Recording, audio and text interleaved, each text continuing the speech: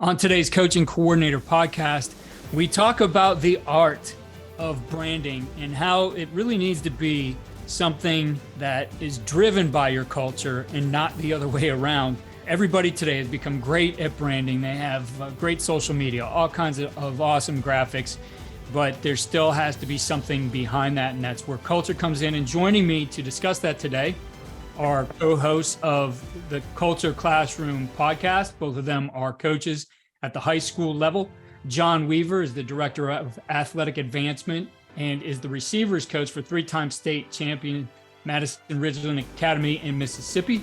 And John Torrey is a former NFL coach, coached at the college level at Iowa State, and then NFL with the 49ers. He's now a high school head wrestling coach, running backs coach, and an 8th grade social studies teacher. So John and John, great to have you guys here today. Thanks for taking the time. Yeah, it's great. It's funny to hear our names, John and John. Like maybe we should have titled our podcast that, John and John. So jamming with J and J, I don't know, something cool like that. But thanks, Keith. Been listening to Coaching Coordinator podcast forever. Just grateful for the opportunity to share with your listeners about stuff that we do. Yeah, super excited to be here. Weaver and I are big sharers. So we have, in no means, we have all the answers, and we are figuring things out on the daily. But one of the great parts about what you do is you build other people up, right? You like the resources you put out there for other coaches are phenomenal. You're a sharer as well. And so Weaver and I, we don't have the process nailed down. We just are constantly experimenting. And so thank you so much for the opportunity to share.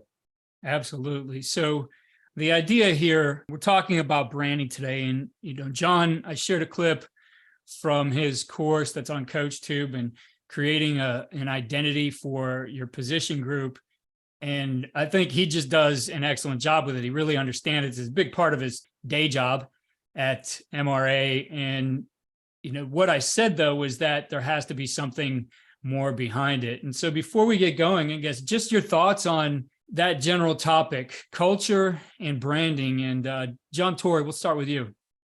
Yeah, I don't know. I mean, culture, you can't turn on ESPN anymore without people talking about it, right? You go through your social media feed and it's culture, culture, culture, culture, culture. These are the things they do.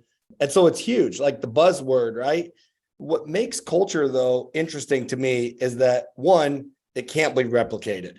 You can take what other people do, and there's all kinds of great ideas out there, and you're going to get some on this podcast too, but it has to be authentic. Otherwise, it feels fake, it's cheesy, it doesn't work, and eventually it falls apart. And for me, we talk about culture and we talk about identity and position group stuff. It's all about taking care of people. Culture is how you handle people on a daily basis. And I mean, I teach 8th grade.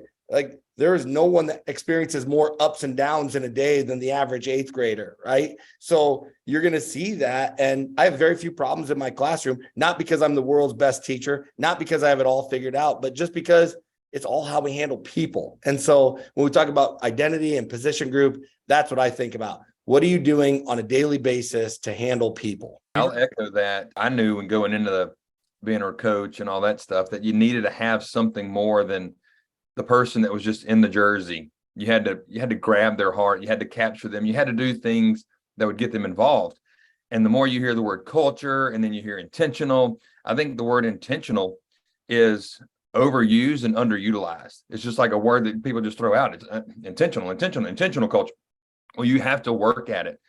And I know, with X's and O's, you can get the best clinic. I think the AFC just happened. There's a Glazier clinic going on. There's a Nike Coach of the Year clinic always going on. So you can get something quick and implement it in your team. But culture, system, whatever you want to use, it takes work and it takes time. And when you say intentional time, you might not see results in the first 6 days, 6 weeks, 6 months, or sometimes even 6 years. It takes a long time. And when you start looking I do this for a living with our athletic department, but part of the reason I got this job inside of our athletic department is what I did with my receivers. And you saw there is a piece of my heart that goes into what I do, and you do it for 14 receivers, then you do it for a whole athletic department. I mean, there's a level of, I say the word, intentional. And for me, it was a buzzword like intentional culture. Well, now it has to mean something. So if we write notes, if we do this, we're doing good news notes right now for just kids in our athletic department. those have to happen. If I say, I'm going to write you a note, somebody in our athletic department every day, that's a piece of our culture. If I don't write that note, then that didn't happen. Then it's not intentional. It's just words and it's fluff. So I think coaches have to be careful when they dive into culture. One, it's got to be who you are. You can't fake it. You can't be a PJ Fleck. You can't be a Pete Carroll. You got to be true to who you are, and you can't be a Nick Saban or a Dabo Sweeney. Like, you have to find what fits you. So culture's big. I mean, I think you can hear from John Torrey and I our passion for this, but look, X's and O's are important as you're listening to this. We get it, but you got to grab their heart. Yeah, I agree. I think the strong strategy can be a part of the culture. And we could get to that a little bit later, but you brought up, the idea of all the clinics out there, and this is a great time to pick up ideas. But I've found over time that coaching is not a copy and paste function. Even yourself, when you move on to another place, I've learned that in my experiences too. What I did at one place, I can't pick up and take to another. It's about, and this is an offense, defense, culture, special teams, coaching a position, whatever it might be, you're going to learn all these things. I think you have to go out and learn. You have to get perspective. You have to see how other people are doing it. You're going to like some of those ideas, and you may even borrow some of those ideas. But then it's about, how do you evolve yourself to fit those things in? And exactly like you said, to be who you are. Now, we all have some experience behind us, just looking at our hair. Whatever our hairline and lack of. Yeah, right. Gets a little thinner all the time. Thing to do when you're a young coach. And I can remember sitting in those clinics and being wide-eyed and thinking, oh my God, what a great idea. I got to do this. So I guess for you guys, perspective on that, the young coach who finds some ideas he loves, how can he figure out, how does this fit me and who I am in the way that I'm going to coach my players? I can start. There's a great John Madden story. And I mean, no one has had more of an influence on my coaching career than John Madden. And I never even met the guy, just the books I read and the things that I study and all the NFL films and all the things like that. John Madden, I have emulated myself to be more like Madden than any other coach. And Coach Weaver and I share on the Culture Classroom on an episode. He goes to the coaching clinic in the NFL his first year as a head coach. And he walks in, he thinks he knows everything about football, right? And he's got it all figured out, and he's made it, and he's young and energetic, and his Oakland Raiders teams were phenomenal in the 60s and 70s. And then he hears Vince Lombardi talk about the famous Packer sweep, and he diagrams it for 8 hours. And one play, 8 hours long, and John Madden walks out of there and he goes, I realized then I know nothing about football. And I think about that. And for me, when I go to a clinic or when I pick up a book or when I interact with another coach and I'm trying to learn from them, or I'm asking them about their program, their culture, that C word, all those things, I want one idea. I'm looking for the golden egg that I can experiment with, that I can take back to the lab with me, that I can implement and be intentional with my team right now. And then I equate it to throwing spaghetti against the wall, right? I'm cooking spaghetti. I'm throwing something and I'm going to see what sticks. And if it sticks, I'm going to elaborate on it. The things that stick, we want to build on. So I'm in year 16 as a coach right now.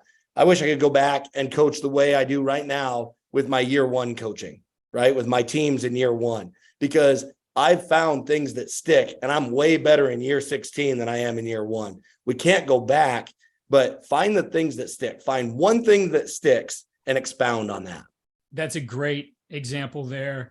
And talking about Coach Madden, and for me, and this is, I can relate it to scheme. I think the scheme gives a clear idea. Scheme's tangible.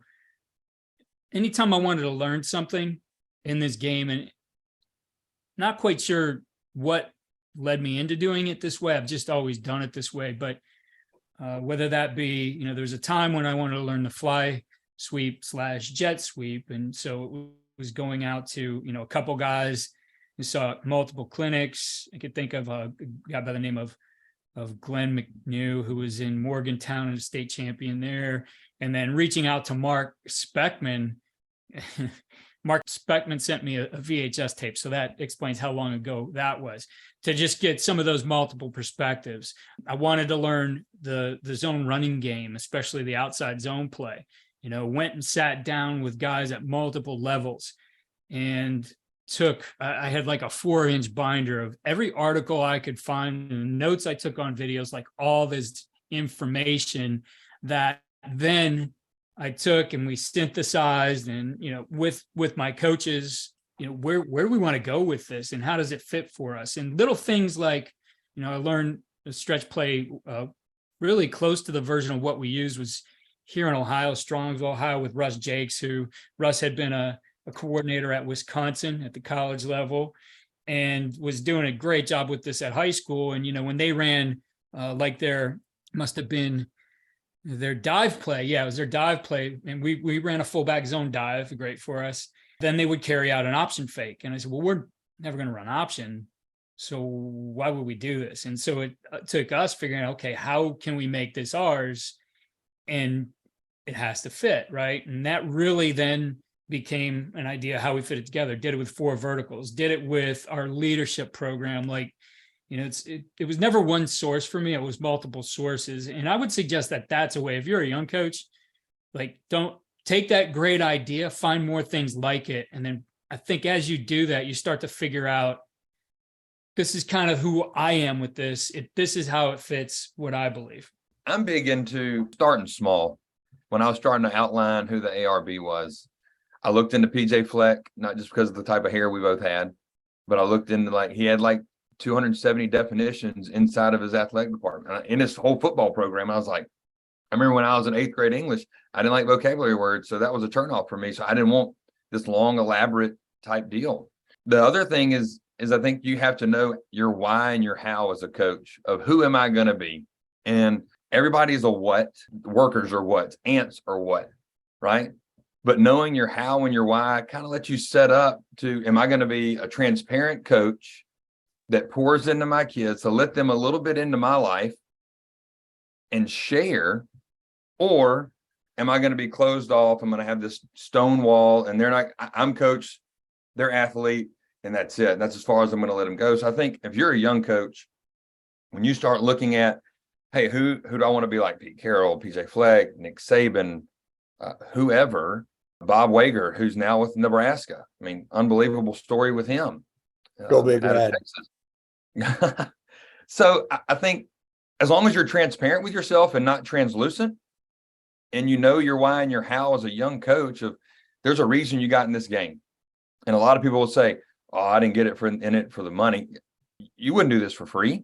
You got to pay bills and got to do all that stuff. That's why there's huge contracts and all that out there. So people that say that, yes, you want to do it. So if you're a junior high coach or a high school head coach or just a position coach, or if you're in junior college, or if you're at the end of your college days of coaching and you're about to retire in 3 years, you still can do this.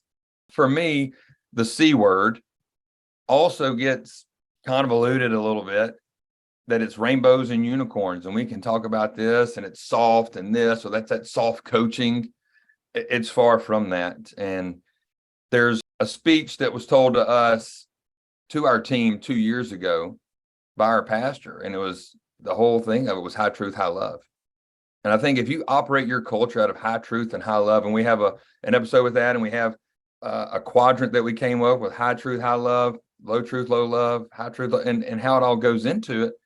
But I think when you start looking and examining your football program or yourself as a coach, am I going to give high truth, high love to those kids? And they know that I'm going to care about them. I'm going to pour into them to let them hear the tough no's or the corrections and changing your vocabulary of how you coach. I'm going to give you this truth because I love you. I want you to be better going forward. So I think HTHL is one of our mantras. I still use that today. I still use it with our track program. I think as a young coach, you have to identify that, your why and your how, which makes you a leader anyway. If you're in a position, if you're a coach, you're in a leadership position anyway. Never mind if you're a middle school coach or a varsity head coach or a Power 5 head coach, you're in a position of leadership. How and why? Are you going to be transparent? And is it high truth, high love? Great points there, John. And I think as I'm thinking about the young coach too, I mean, part of what you're going to do is you don't set the overriding culture. That's the head coach. The good coaches absolutely recognize that, respect that, they live that culture. But I also think, and I think you kind of looked at this too when you were branding your unit, it's a sub culture, a subgroup. You talked about in military terms, and there's going to be your fingerprint on that. I mean, you have to live it, and what the head coach said, that's what you do. If you can't do that, got to hit the road. Yeah. That doesn't mean you do it the way that he does it. That's where you put your unique fingerprint on it, because you have to be you, right? You're still going to be you within this culture. Brian Kite, who's been on my podcast, has been on your podcast, talks about owning your 20 square feet. That's what you have to do, is own your piece of the culture, but it's still one culture. At times, I think we maybe get away from that main culture, and now we have this subculture which is operating on its own. It still has to be interwoven, that it fits with what the head coach sets. Yeah, so I view it as the big umbrella, and then it kind of goes down like that. And never ever do you want to supersede the team culture. And that was my fear at the beginning. So I went to our head coach and be like, hey, this is what we're going to do. We're going to do something fun with it. We're going to call it this. We call it the Air Raid Brigade. We had many, many, many names going forward, and it just kind of fit because we threw the ball. But I told him, I was like, I don't want this to be over our whole program. I just want this to be an entity that it's a subculture. We fit inside of what MRA football is, but it gives these guys an identity on Friday night, on Monday afternoon at practice, on Sunday. So I wanted that kind of feel to it. But you also, as a coach, the head coach has the ultimate system of the whole team, but you want to have buy-in as an assistant coach. So the fact that he let me do that, and now other coaches have started piggybacking off of that, because think about who you would see. Coach Torrey coaches running backs. He sees running backs more than the head coach does. I see the receivers more than the head coach does. So these guys, I'm the head coach of the wide receiver position, if you want to start looking at it that way. So how I run the receivers is how they're going to perform inside the big umbrella that I talked about of MRA football. So being cautious about that, I didn't want to have all these rules and regulations and standards and this, and we have these cool handshakes and that. We just started out real simple. And Coach Torrey has been with me since day one of outlining what the ARB was. Yes, you have to be careful with that, but also knowing and telling your kids, like, hey, this is just our culture of who we operate inside of our wide receiver group. Now, is it exclusive membership? Yes, you have to be a receiver to be in our group. Are you an offensive lineman and want to be in the ARB? Sorry, you can't. So there's been some, what about running backs? Well, I talk about guys, if you ever get inside the tackle box, no, you're not an ARB member. You have to be outside the tackle box at all times. The only person inside the tackle box that is a ARB member who's honorary is the quarterback of the team, because without him, we don't get passes thrown to us. So without him, we don't have a system of ARB and receivers. So he's an honorary member every year, and we can get more into the culture of what we do inside of it to help coaches. Like Coach Torrey said earlier, we're sharers. Nothing we have is proprietary. You can add, edit, delete anything that we talk about today and make it your own. Yeah. And I know you said Coach Torrey collaborated with you on that, help you put it together. Coach Torrey, looking at it again, and I alluded to this earlier, as you start to brand and give your group an identity, whether that's, you're the defensive coordinator, you're branding your unit, all those things really are your style. You're still living the same culture. This is my style of how I implement it with my guys. Would you agree with that?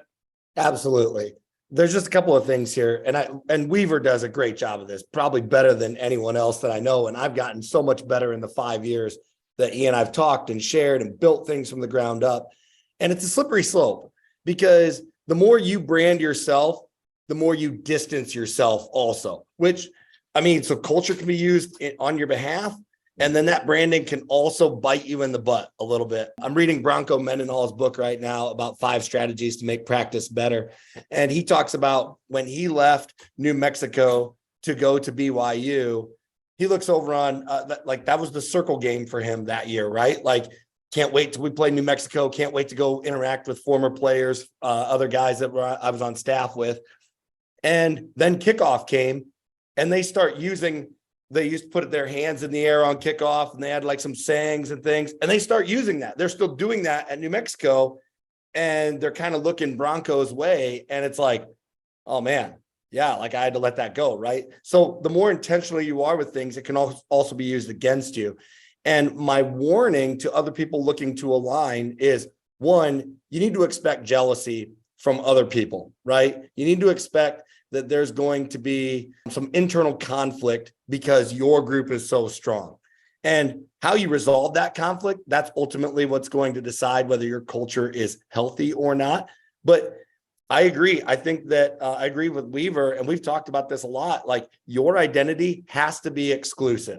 So I give sledgehammers to my running back, and that's part of our pound the stone mentality of, you got to keep swinging the hammer. You're going to gain 2 yards. You're going to lose 5 yards. You're going to fumble the ball. You're going to break one for 75 yards. But we're going to keep pounding and pounding and pounding and pounding. And other people on our team are like, Coach Torrey, can I have a sledgehammer? Well, are you a running back? And so it's like, if I give everybody something, and this is the thing that we found with youth sports, if we give everyone a trophy, those trophies are worthless. And so the more exclusive you make it, the more you're going to distance yourself from the team on intentionally, hopefully, but that's also going to bring other problems. The last thing that I'll say on this, on the slippery slope, is I think that's okay as long as you don't become counterculture, right? Because ultimately the team culture has to be the biggest, and then your position can be stronger with your alignment and your brand and all the things you're trying to do, but it can't be counterculture. 100%. You said the key word there, alignment. And I'm sure you guys have seen this from Brian and Tim Kite, the big arrow pointing in one direction and all the little arrows inside of it pointing in the same direction, right? That you are going to have those little groups that are exclusive in their own ways, but everybody is aligned. And some great points there. I agree. It can't become bigger than. You have to see it as a part of. Just thinking of little things like that, man. I think it was 2005, and always liked with what we were doing, a little bit of a theme for that particular year. It was unique to that group, because I think every group, you have your culture, and then every group presents that and themselves within it in a different way. And you need to look at, okay, goes the personnel. Who do we have?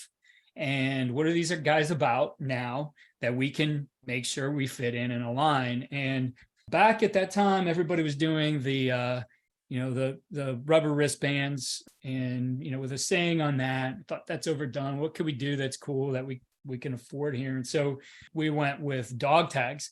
And so we started it out with everybody got one because you were part of the team. You got one. Then there was a second one that you could earn, and that was for leadership. And we set it out of, what are the things you need to do? And we did not make it easy. And I remember that first one, it took forever for one guy to earn it and to step up. And really that, one day I said, we need somebody to step up, and went into the weight room and took that first of the second dog tag that was for leadership and pinned it up on a board and said, we're looking for someone to step up. You want that? Somebody go up and take it. Everybody looked at each other, looked around. Nobody did anything. Went to the workout. Things got going. And one of the guys, and he was the one I really wanted to step up to. At some points, you could tell it just kicked in like, oh, I get what he's doing. Boom, he went up there, took it right off, got it. And then afterwards, though, everybody started earning those, right? It was like, so like that was it. And, that fit, though. And that group that got that they got it for a reason. They had to earn it, but it wasn't like they became something special within that group. They were guys who had just taken the next step in alignment and what we were wanting to do. So again, I think there's all kinds of things that you can do with that. As I said, the branding side of it, and want to get into that a little bit, because, you mentioned you don't want subcultures that are working in opposite directions. So with that in mind, you guys have done some great stuff together on the branding. I love the ARB. Probably should, for our listeners who maybe didn't hear that one from a couple Fridays ago, John, explain what ARB is and how that came about. Oh, wow. So this is one of the cool things. And every year it's different. And I had to write out what all we do because it's morphed into this huge deal to where a kid was with Davis Dalton, who was an ARB member at another school in our association. And Coach Davis was like, you know, Coach Weaver? And he's like, the kid goes, yeah, he's the ARB guy. And I was taken back, and he's like, yeah, he's like the CEO of the ARB. I was like, time out now. I said, how do you know about us? He goes, Coach, your receivers and this and what y'all do. And he goes, I got to ask you, can I have a shirt? And I was like, sure. Are you going to be here tomorrow? He goes, yes. I said, I'll bring you a shirt. And sure enough, I saw him on the practice field holding my horn, and he comes running over and he goes, you remembered? I said, absolutely. I remembered. I said, here you go. He goes, am I part of the ARB? I was like, no, I just got you a shirt. So no, you're not a member of us. You just have a shirt. And I gave him one from this past year and our hashtag. I'll get into that of what we do, but it just goes back to that intentional part. You tell somebody you're going to do something, go do it. So what we did is we had a bunch of names, and Moneyball, Money Crew. There was so many, Flight School, all kind of things that were going on with what we wanted to be. And I knew that they needed some direction because I wanted them to start having a subculture. So air raid, we have like 2 or 3 air raid principles. So we're not true air raid. And then my dad's in the military. So we could have used battalion or brigade, and brigade sounded a lot cooler than battalion. And then I started realizing that's really hard to say, air raid brigade. Like, say that 3 times fast. Good luck. So we just shortened it to ARB. So the name is the first thing you have to get, like they have to identify with that name. Then we started looking at what's a hashtag for that year that we can use to identify that unit. So we had Take Flight was the first year for 19, and the I and the G was a 1 and a 9 to play off the year. I'm a big Dr. Dre guy, so 2020 was next episode, but it was NEXX for 20, and then we spelled out episode. Coach Torrey, thank you for that, for help on that one. And then we get into Invasion was 21. The S and the I was the 2 and the 1. Well, this past year, I had a coach from another school mention, he's like, hey, I don't know if you've ever thought about this, but what about Clear for Takeoff? Since it's a new deal, I was like, I don't know how I can put 22 into that. But what it meant was I had a new set of receivers. We graduated 2 seniors that both of them could have all played college ball. Davis Dalton's at Southern Miss right now. Joe Perkins is at FIU. And it was a new branding type deal. So we have people from the outside. So like I said, we'll take advice or whatever from anybody. We're sharers. So other people are sharing with us. And he said, what about Clear for Takeoff? And I was like, this is fantastic. So that's what we used this year was Clear for Takeoff. And they're like, well, there's no 23 in there. Well, there are no rules for that. It just happened to be that way. So we have a hashtag for the year that goes on. We have t-shirts. We have a special design that we did, the A, and then an airplane's an I that's shooting up, and then an R. So we type brigade, and we have 2 stars underneath it. Game day notes is a big deal for us. Coach Torrey and I both do this. Writing your receivers notes, letting them know, hey, we appreciate you, and we noticed that, hey, you had a hard week of practice or you had an awesome week of practice. But so many times we ask kids to be so good for us, we never tell them, hey, I appreciate you. Let them know that, hey, I know what you're doing on Monday, Tuesday, Wednesday, Thursday, and I appreciate the effort that you're going to put out Friday night, and blessed to be your coach. Like that, without them, we don't have a job. Then we have call signs. I'm Top Gun, and Top Gun, when Top Gun Maverick was extended out, I was like, man, I got to wait a whole nother year to watch this show. So prerequisite, you have to watch Top Gun. And then I let them watch Top Gun Maverick all together before we played our state championship game. So we all got up here early, watched Top Gun Maverick in our boardroom and talked about that. What does it mean to fly by the seat of your pants, but then be controlled chaos as a receiver? So a lot of what we do is piggybacked off the F-18, the F-14, all that stuff. So they started seeing, when I say OG, it's that part of Maverick when Top Gun Maverick, when they get in that old one, he goes, Coach, that what you mean by like an OG? It's like the F-14. Yeah, it's like the old one. Yeah. So they all have call signs. And if you know rules of call signs, you don't get to come up with your own. It has to be given to you from another member. They have to be G-rated or PG. They can't be R. So they have to go through me like, hey, we want to call this guy this or this. And so they're not shouting out a name and I don't know what it means, but there's an inside joke. So you have to reel them in on some of it. We had a kid, one of the coolest ones was San Diego. And he called himself, like the guys were like, he was from San Diego and his call sign was Burgundy. And I was like, what does that even? He goes, keep it classy, San Diego. And I was like, and so our receivers are thinking about that. Their other names are cool things like that. Yeah, that's great. There's, they've had Spider, we've had Smooth, tons of them. We had a guy that's playing at Southern Miss right now, and he was a ladies' man. So all the guys called him Cuddle because he liked to cuddle. So that was his call sign. To this day, he was in the weight room working out, and I said, "What's up, Cuddle?" And he's like, "Hey, Coach." And they just kind of stick. So it's no different than a nickname that you call somebody. Then we have these little badges. So if you watch Top Gun, you see they have the badges. They have badges that I get $10 on Etsy. They have the gold and blue ones, and they have the red and blue ones. Obviously, we get the red and navy because that's our school colors. And then we had core values that started 2 years ago. And that was a big part of what we did because that's 3 questions I asked them at the end of practice, and we're LEDs. Were you lightning rods at practice? Did you bring the energy? How was your effort? And did you go into the details at practice? So I asked them at the end of practice, were you an LED today? And we evaluate lightning rod. Did you bring the juice, effort, and then details? And here's the cool thing about an LED. They never go out. So for us, we always have to be on point. And that's where it started. That's where we are. And there's some tough love in there. And it's a lot about accountability. So go back to the rainbows, unicorns, butterflies, whatever. We were playing to talk about culture. And I'm not a yeller. I'm more of a Tony Dungy type. Like I'm not a rah-rah, get in your face, all that kind of stuff. We played absolutely terrible in the semifinals of the state playoffs. Awful. And I'm walking in and I'm getting some stuff situated at halftime, making sure our game strat iPads are ready.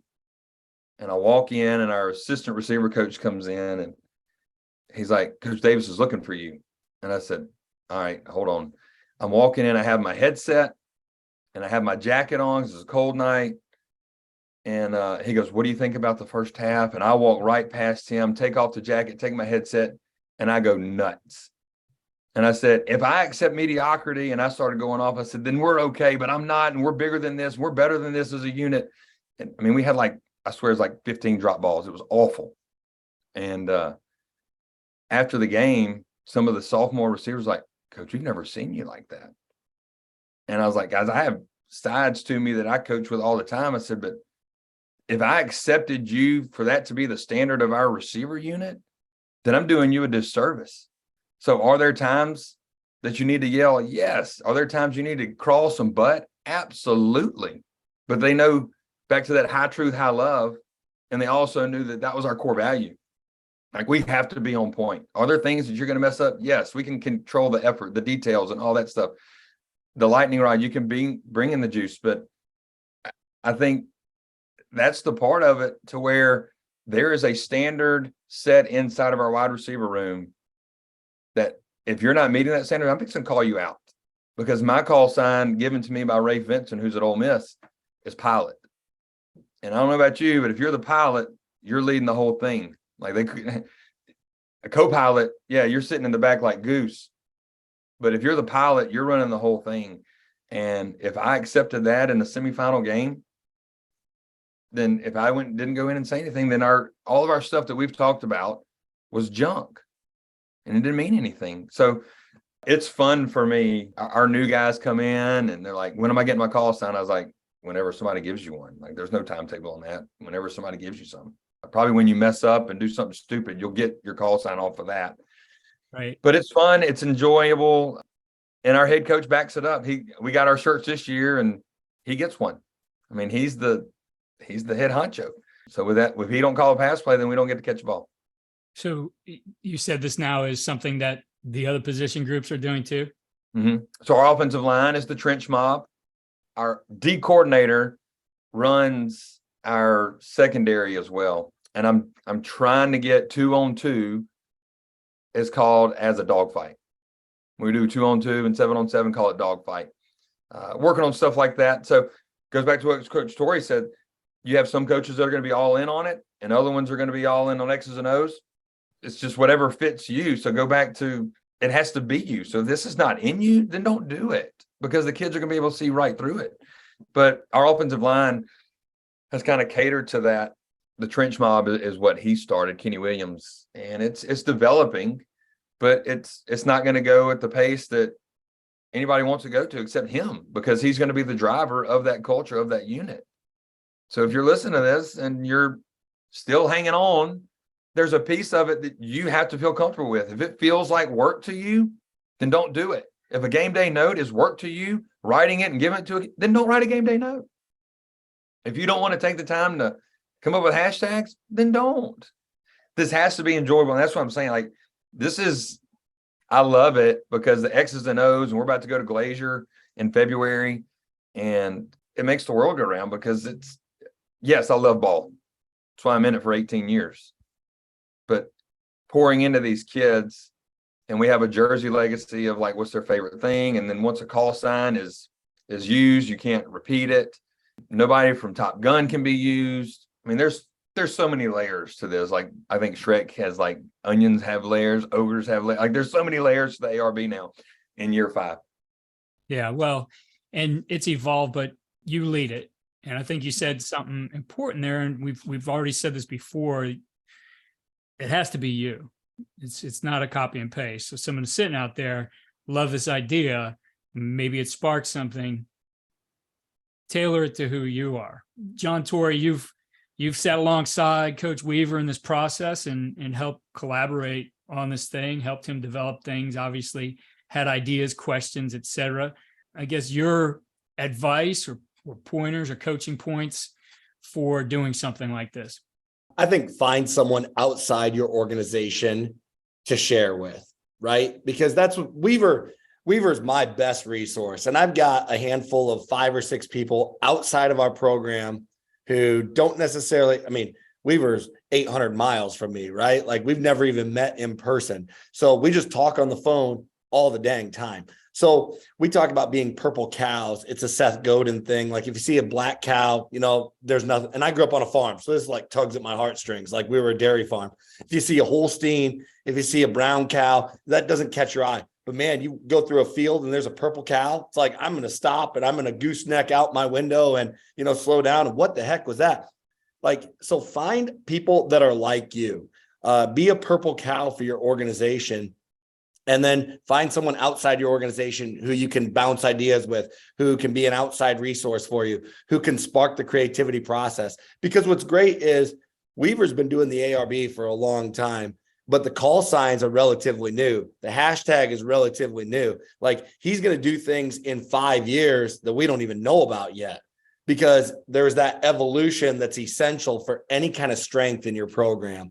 And I don't know. I just think about all those different things. And that's where it comes down to find one really good idea. Because if you can find one really good idea, then there's 10 more waiting over the next X amount of years that you can build on. And once you find something that works, then all of a sudden it's easier to find, what's next? Like, where's the evolution next? What can I be doing next? How can I make this stronger? And that's where the magic happens. I agree with you there. I love that idea of finding other people to bounce ideas off of. I think it's so important to get perspective, and sometimes you're going to get great perspective from other people within your organization and what you're doing, but you may have blind spots, and somebody on the outside could point out some of those things. I'm trying to think of a coach. I believe he was here in Ohio. He's at Dublin High School now, and he said, bring other people to your practice to evaluate what you're doing. Not just football coaches, right? Bring the basketball coach or bring the assistant principal, right? And don't be afraid of those things, to get feedback from people. And they might tell you, like, I don't understand why you're doing this, or is that really a good idea? I mean, it's always that it helps you reflect, right? That reflection. And I would encourage, young head coaches out there, the same thing, find guys in the same boat as you. I shared story a couple episodes back about that exact thing happening to me being a young coach and really feeling like, man, it's kind of lonely here at the top. I'm only getting so much advice and everybody's just focused on what we're doing, couldn't get perspective. And then, coached an all-star game with two great coaches about the same age as me, different situations, but like every day, then we found ourselves calling each other and asking questions. And, you need to be able to step outside of it. So you being, where you are, you guys haven't even met, but Coach Weaver's relying on you. And we're the opposite, right? Like Coach Weaver teaches at a parochial school in Mississippi. I teach at a free and reduced lunch school here in Iowa, right? It doesn't get any bigger of a difference in a gap from what we do. And yet we're aligned because we are similar in personality and in values. And I always go back to Bum Phillips, right? And I'm sorry, I'm just a student of the 70s. So like 70s football, back when real men were men and the game wasn't really sure if it was going to fold or be around and become a national brand. But I think the problem when you have too many people that you align with inside your program, the blind spots you speak of, it turns into bitching, right? All of a sudden the problems don't get solved because you're all stuck in that same hamster wheel. And so there's just a lot of bitching. And Bum Phillips always said, bitching isn't coaching. And that stayed with me for a long time. And when I think of Bum, I think about, the 10-gallon hat and the metal snap Western shirts and whatever else. But Bum understood people and he was way ahead of his time. And he is 100% right when bitching isn't coaching. I want to echo what you said right there, Coach Torrey, is we're totally, like you said, we've never met. We're 800 miles from each other, different type of school, but we have the same mission, and it's to impact kids. And I think that if that's your mission, to impact kids, to pour into them, Nick Winkler, who's been on our podcast, we just spoke with the AFCA, has the awesome mantra of 4 for 40. We have them for 4 years, and how are we going to impact the next 40 years of their life? And that has stuck with me since he's been on our podcast and growing his friendship. And I just think that's a huge deal. When you start looking at it through the lens of, I want to make an impact, culture is great, systems are great and all that stuff. It's real simple. Care about the kids. And if you really love the game, the X's, the O's, they'll get all that. But you pour into them and you make it about them. When you get into coaching, it's not about you anymore. Right. When you step into that world and you put that hat on and the whistle around your neck, it's not about you anymore. It's about the people in your organization. It's the people you're leading. It's the pilot that's driving the plane. It's the conductor leading the train. The people are behind you. How are you making that an enjoyable, memorable ride for them in their 4 years they have with you in high school? And I just want to echo some of that. Like Randy Jackson talks about the easiest part of coaching is putting the whistle on your neck, right? Mm-hmm. So like a lot of times, I got the whistle. I'm the one in charge. I'm running this thing. Yeah, well, that's the easy part. Now, what do we do moving forward? And to bring the conversation full circle, I've really hung my hat on this belief that your identity, so we talk about position group identity or culture and identity within a culture, your identity comes from who you are, not what you do. So the fact that you are a human who wants to grow in the game or wants to learn more or wants to be around their teammates, or there's 9 million reasons why you should play high school football, right? Why high school football is needed in America. And Angus Reid has a great TED Talk out there if you want to go. And if you haven't seen that, you need to watch it, 12, 15 minutes, however long it is. But Angus Reid is a phenomenal human and a phenomenal leader. Your identity, though, is not what you do. So I don't treat my running back who has 700 yards on the ground on Friday nights any different than the JV kid who doesn't even know how to run 36 belly. Some great points there, Angus Reid. Love that talk. And he's been a guest on the podcast. I'll link that one in the show notes. And I think something really important there you guys have really brought out is this comes down to, it's about the experience for those people.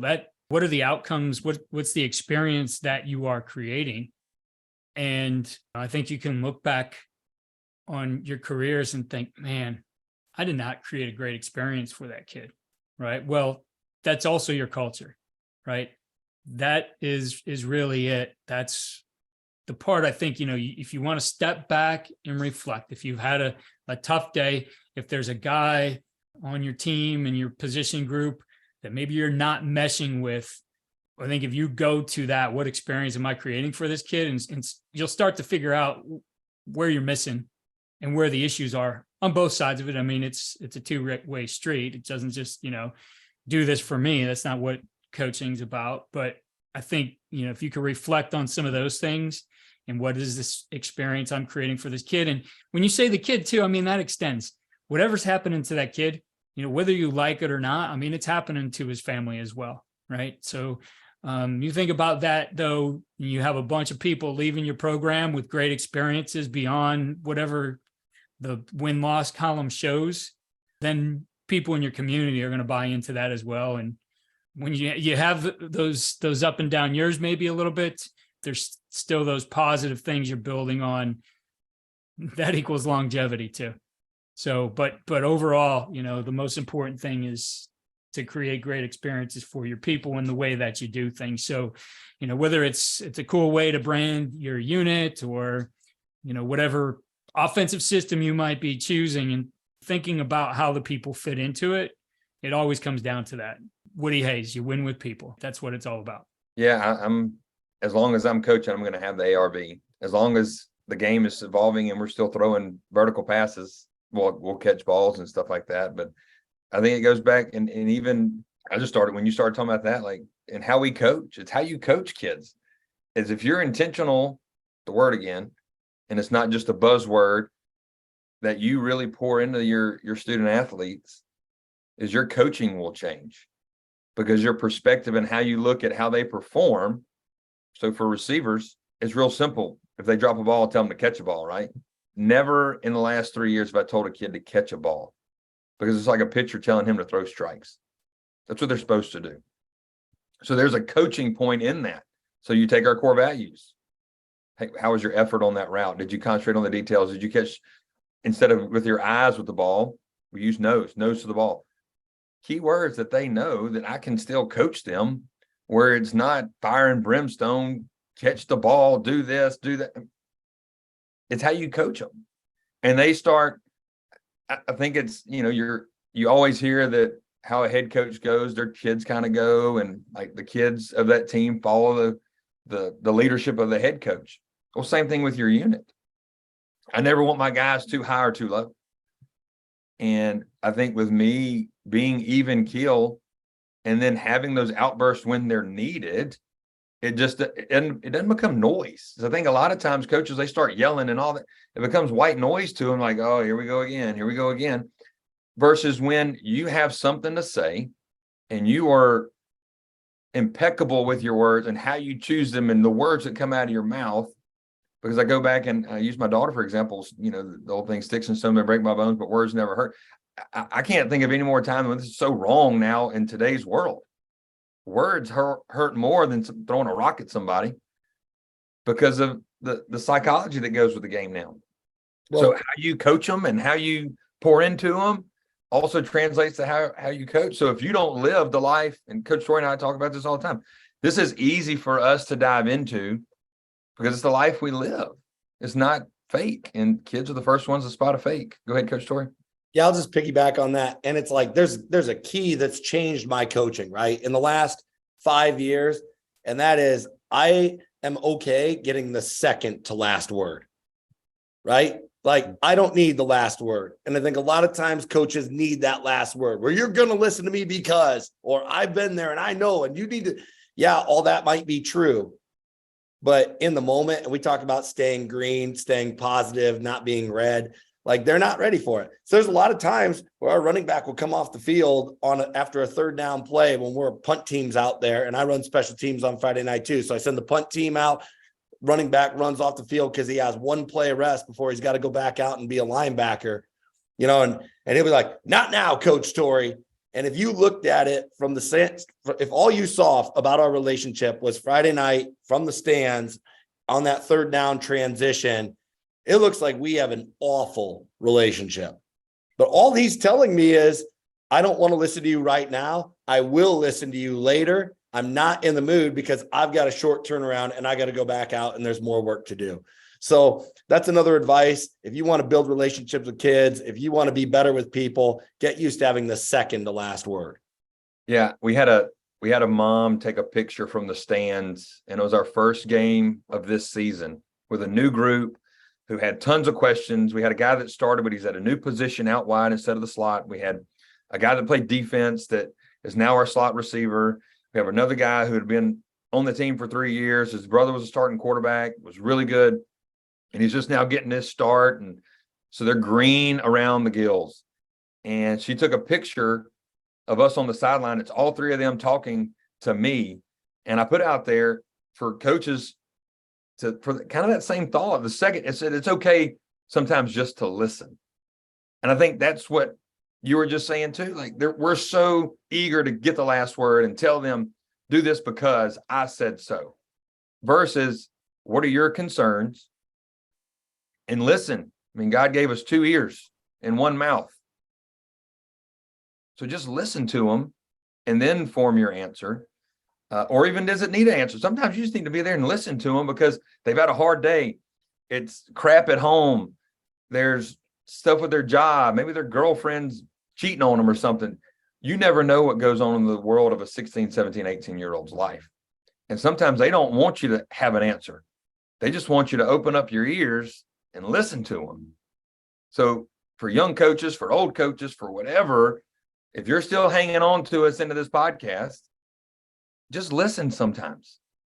Yeah, there's a good chance that if my running back's coming off the field because we went 3 and out, that he just got his ass kicked and doesn't want to talk anyway. Right? Yeah. Well, this is a topic certainly we could dive into. Maybe we do that at another time. Just, you mentioned the psychology behind this and listening and how you coach kids today. Certainly a lot out there that I've been studying and would love to do that with you guys sometime. But really appreciate both of you taking time on a podcast here. And, we've got a guy in Iowa, we've got a guy in Mississippi, got a guy in Ohio here connecting and talking about these things. But it was great to get you guys here on the podcast. As I said, would love to get you back sometime and dig into some other topics as well. Absolutely. Would love to. Yeah, thank you so much. And again, for our listeners out there, if you want a deeper dive into some of the topics, because Coach Weaver and I, we're in the lab every day. We're evolving every day. If you want to go deeper, go find our Culture Classroom podcast. Sorry, shameless plug here. But we're on iTunes, Spotify, SoundCloud, Culture Classroom. And there's an episode out there if you've got questions on it. Yeah, definitely. Yeah. I'll share all your contact information in our show notes, as well as a link there to your podcast. And you guys keep up the great work with what you're doing, both within your own teams and communities, as well as what you guys do to share with other coaches. Keith, I appreciate you so much. Thank you for people that tuned in and listened. And thank you for what Coaching Coordinator Podcast is all about.